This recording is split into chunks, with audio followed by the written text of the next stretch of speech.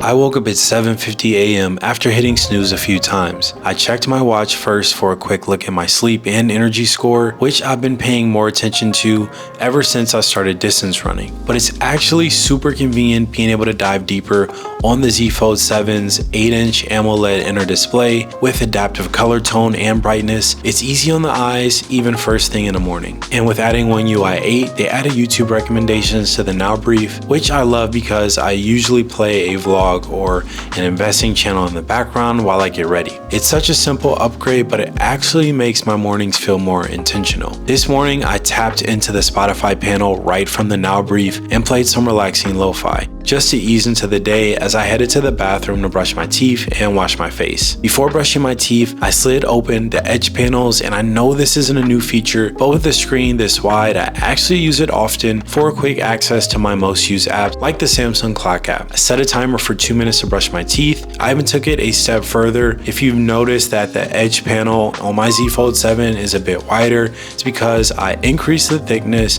and increased the transparency. I also added a few more convenient pages to the edge panel. An underrated feature I also find useful with One UI is when a calendar event goes off, it actually takes over the entire display. It sounds small, but on busy days like today, I'm less likely to forget a task or event. It keeps me on track and it looks clean too.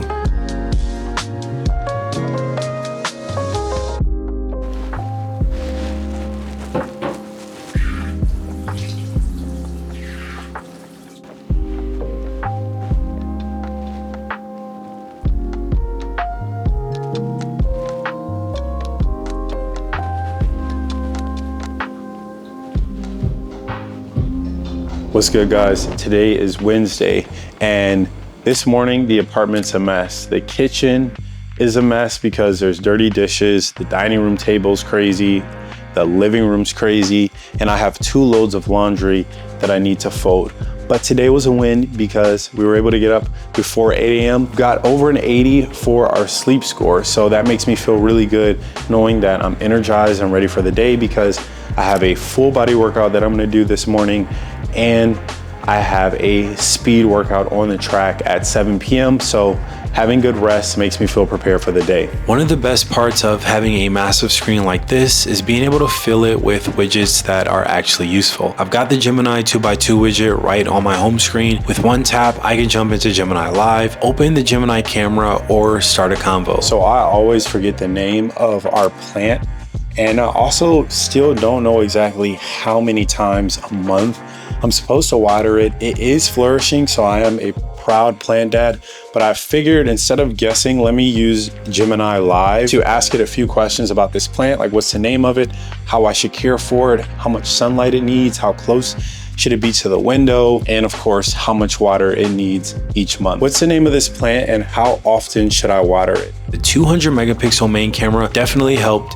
Even in harsh sunlight, the video came out super sharp, so Gemini had no problem recognizing what type of plant I was showing it. It looks like you've got a bird of paradise there. You should be watering it about every week or 2. Does that match what you've been doing?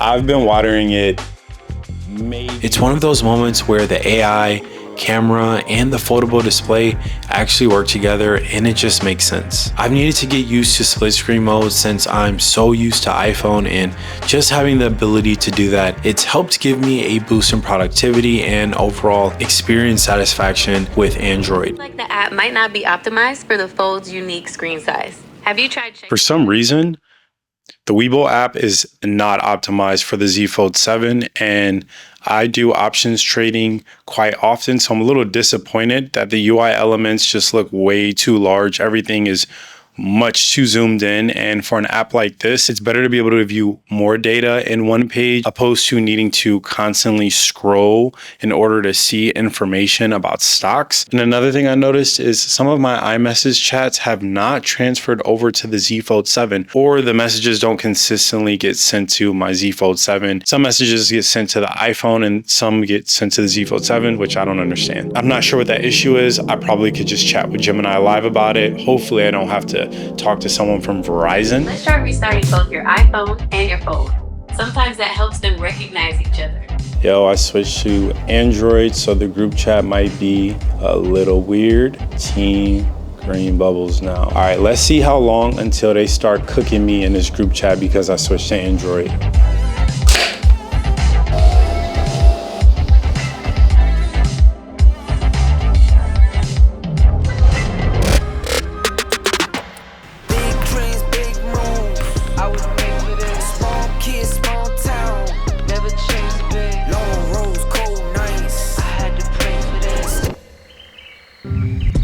After hitting the gym, I spent some time in the office to respond to emails and work on a few projects. While sharing camera footage to my editor, I figured this would be a good time to give my desk a wipe down because it's been way too long since I gave it a good clean. All before I head to a coffee shop and one of my favorite menswear stores in New York City. After 6 hours of use, we're down to 49%, and I'm in a more controlled environment, not requiring increased brightness or using Google Maps for directions. That also is a battery drainer. So it's safe to say I thought I'd have more battery life, but I'm gonna push this phone to its limits, so we'll see if it can last a full day. That's all part of the compromise. You're working with a smaller battery than a traditional flagship. I get it though. The Z Fold 7 is impressively thin and light, which makes it way more practical to carry than previous foldables. And while the display is great for productivity, not every app takes full advantage of it. Some, like Weeble, just stretch across the screen awkwardly with UI elements that look way too big or out of place. It's a reminder that foldables are getting closer to mainstream, but the software still isn't fully caught up.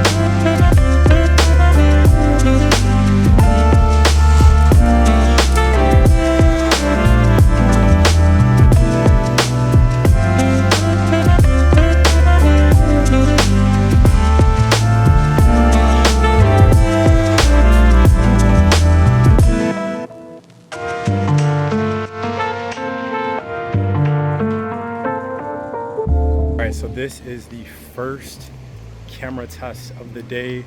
We're using the front-facing camera and shooting in Pro Video because I just think Pro Video mode will look the best for a YouTube video because I'll have more control over how the footage is processed in post.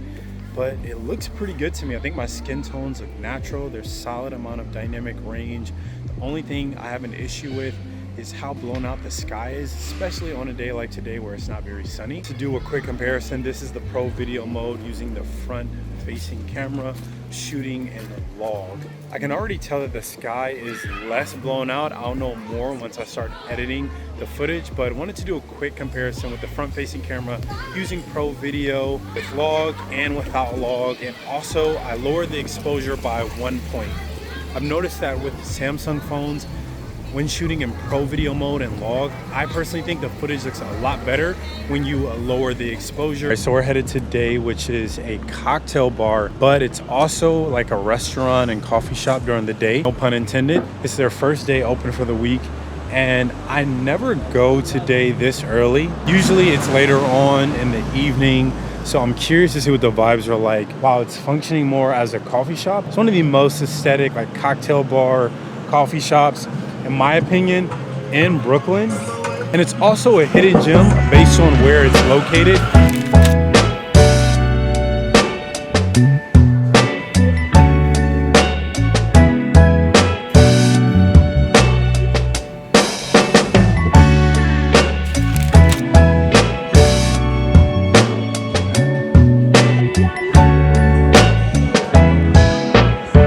On my way to the cafe, I was following Google Maps when I noticed how dim the display looked before adaptive brightness kicked in. And it actually stayed dim for a few minutes even after I switched between Netflix and YouTube. Eventually, the display did get brighter, and once I settled in, I propped it up in flex mode, grabbed my iced coffee, and just kicked back. The 120Hz adaptive refresh rate makes everything feel ridiculously smooth. And with One UI 8 being context aware and optimized for the Z Fold 7's big flexible screen, I'm able to multitask without constantly bouncing between apps. It's more intuitive, more immersive, and like having a smart assistant that's always in the right place at the right time. The Z Fold 7's 120Hz adaptive refresh rate makes everything feel buttery smooth when I'm scrolling or watching videos. And it scales down for still content to save battery, but let's be real, battery life still isn't great. Between the big inner display, multitasking, and all the AI tools, you'll still find yourself reaching for the charger sooner than you would most traditional flagships.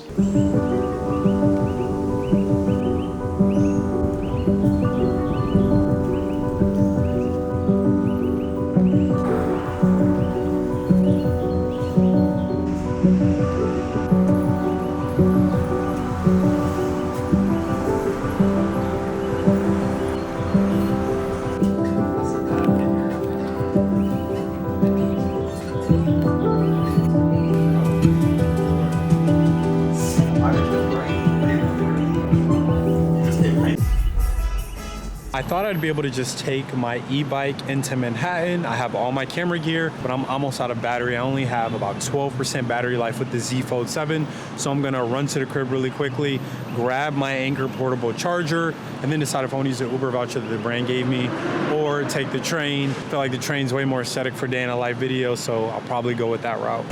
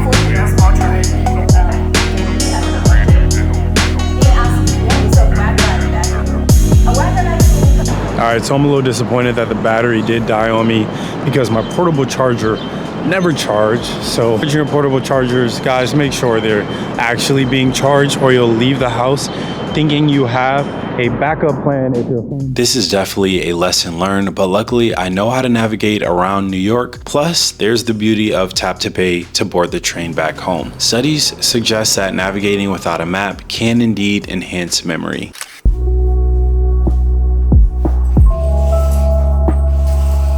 The apartment, the first thing I had to do was plug in the Z Fold 7. The battery had completely tapped out after a full day. While it was charging, I started going through the footage I shot for the Dreamy event, since I need to get those Instagram stories up by tomorrow. I wanted this nighttime editing session to feel more casual, so I opened Lightroom Mobile on the Fold. The 8-inch dynamic AMOLED panel with approximately 368 pixels per inch is super sharp and crisp. Plus, having such a large viewing angle unfolded, I find this device perfect for photo editing. When I zoom in and check focus on my subject, everything appears sharp and detailed. The 120Hz adaptive refresh rate makes scrolling and color tweaks feel buttery smooth, but there is one glaring downside to this $2,000. It doesn't have the S Pen anymore, which I do miss, especially for more meticulous and detailed masking in Lightroom. But with how bright and responsive this display is, I was still able to highlight and mask subjects easily.